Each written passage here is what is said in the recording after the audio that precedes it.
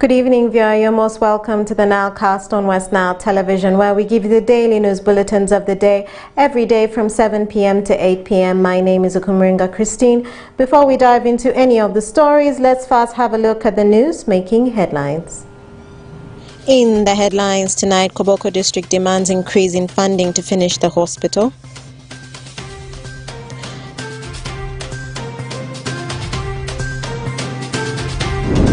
Police investigates murder by mob action over allegation of stealing a rabbit in Nebi district.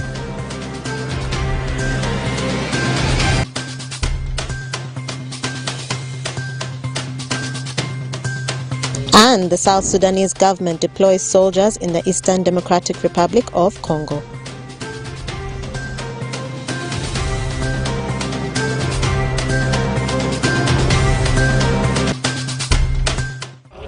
It's Monday, the 3rd of April 2023, and you're most welcome to the Nilecast on West Nile Television. Now let us dive into some of the stories of the evening.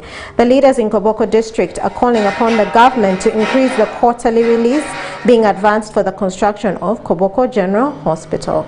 As in this report compiled by Emmanuel Agele, the leaders are saying the releasing 500 million quarterly will not make the project to be completed. Let's have more in that story.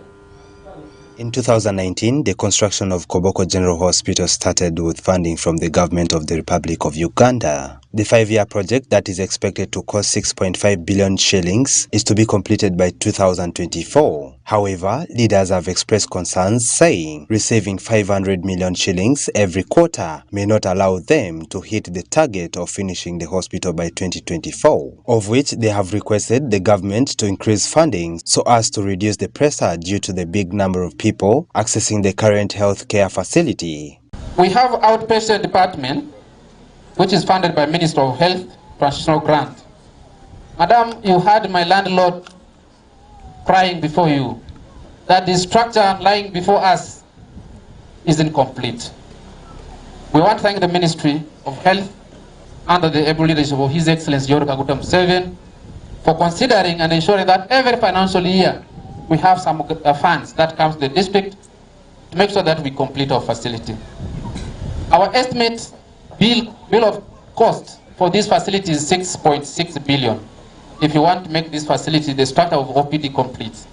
But Madam, guest of honor, your office and your able leadership be able to give us 2.2 billion. And that's why this structure you see here stands as 2.2 billion. It's my prayer that we have a complete transition from the current facility here. And it is on this that we really want kneel before you through our partners, UNHCR and you, the ministry, to ensure that we have funding that we're able to complete this. I'll be grateful by the time we are coming for 2026. Madam Guest of Honor, you will come and grace this occasion again. And I know through you, you'll be able to make, through the members of parliament. It will take us 8 years for us to finish the OPD. With the funding that comes every year, 500. It will take us 8 years to complete. So it means next election will get us when we have not what? Completed. But that is the situation. I know through your able leadership you'll be able to have us considered in this. Second priority should be completion of this OPD, outpatient department, where the sick, the ailing can be received and helped quickly. Chairman District 5, my good friend Mambo, let us not scatter our resources all over the place. Let us focus on this and the theater. That is my plea. The Parliamentary Health Committee Chairman, who also doubles as the Member of Parliament for Koboko Municipality, Dr. Charles Ayume, has assured the members of public that the hospital shall be functional before 2026 despite inadequate funding.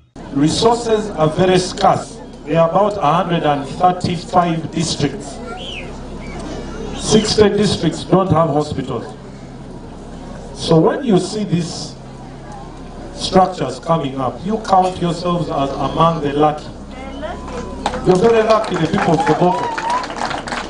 Very lucky as the people of Koboko to have these facilities coming.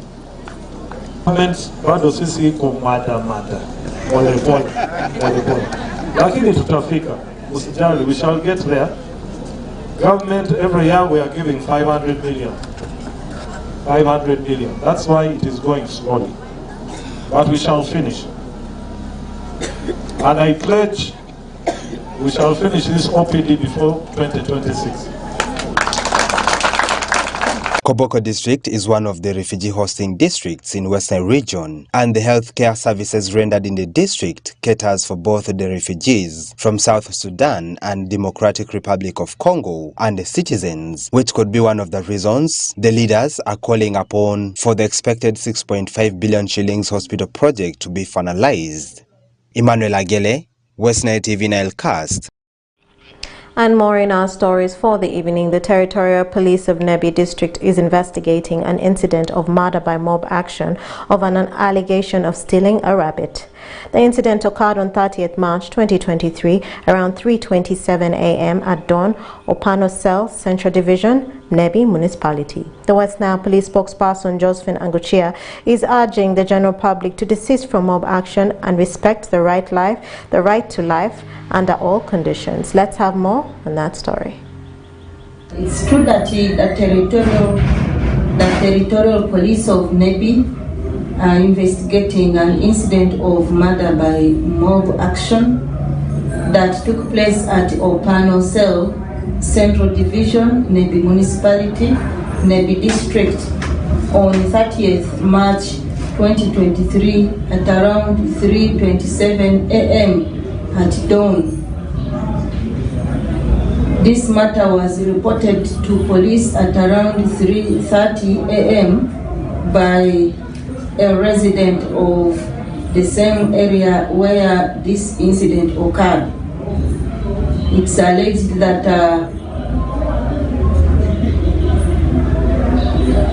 on the fateful day at 3:27 a.m. at Opano Cell, an identified mob beat up an unknown person on suspicion that he had stolen a rabbit.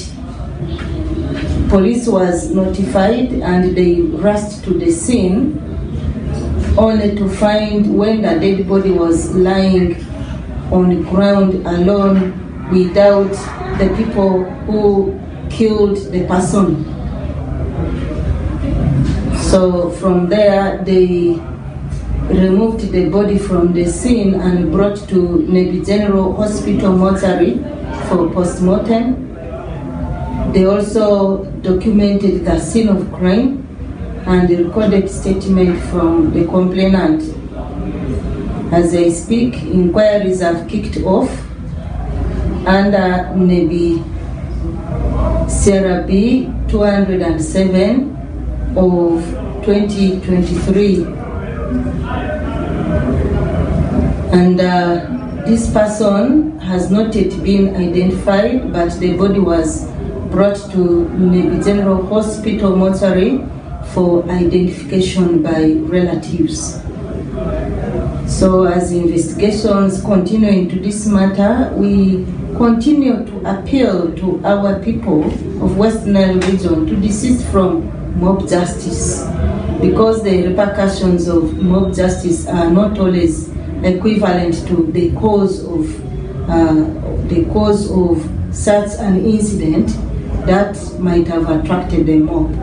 So the repercussions are not only bad, but they are not only undesirable, but they are also unlawful, because many times people take law into their hands minus reporting to police, and they report to police when they have already messed up with the case.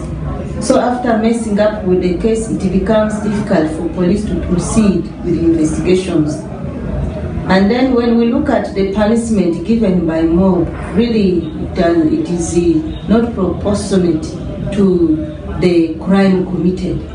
For example, here somebody was suspected to have stolen a rabbit and his life is taken away because of stealing a rabbit.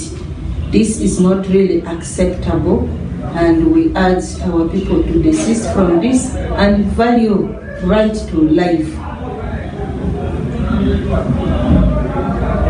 At least if such a matter was reported to police and the suspect produced in the court would be able to give appropriate punishment or befitting punishment to such a person other than taking away his life.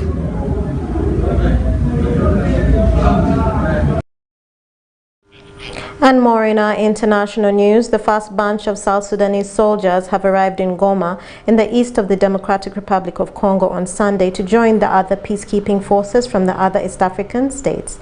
Joseph Jurua reports more. A group of at least 45 soldiers from South Sudan have joined a regional military force in the eastern part of the Democratic Republic of Congo, a region racked by the M23 rebels. The seven-nation East African Community military force that was created in June last year to oversee the withdrawal of M23 fighters in eastern DRC. Much of the region is plagued by dozens of armed groups, a legacy of the regional wars that flared in the 1990s and 2000s. Since re-emerging from the dormancy in late 2021, M23 rebels have captured swaths of territory in North Kivu province and advanced within several dozen kilometers of its capital, Goma. Several regional initiatives intended to diffuse the conflict, such as ceasefires, have failed to materialize. March 30th, 2023 was supposed to mark the end of the withdrawal of all armed groups, according to a timetable adopted in mid-February by the East African Community. Joseph Jura, West Nile TV, Nile. And to end our Nilecast for the evening, Kenyan opposition leader Raila Odinga has called off anti-government protests scheduled for Monday, saying he was ready for negotiations following an appeal from President William Ruto. Thousands have joined the 3 marches over the past 2 weeks against the high living costs and alleged fraud in the last year's vote. All the mud and violence that at least 300 people were wounded, 3 people killed, and some businesses looted. Let's have more on that story.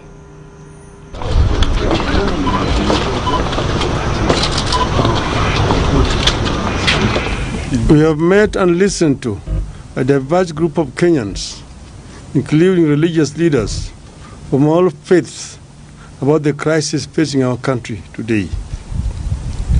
They have implored us to give dialogue, especially during these holy periods of Easter and Ramadan.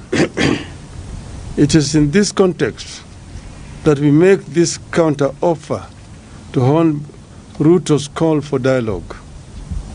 Mr. Ruto has asked me and Azimio to enter into a constitutional, open-ended, and binding dialogue with his government to find a resolution to the issues that we in Azimio have raised about the last year's election and the key governance and cost of living issues.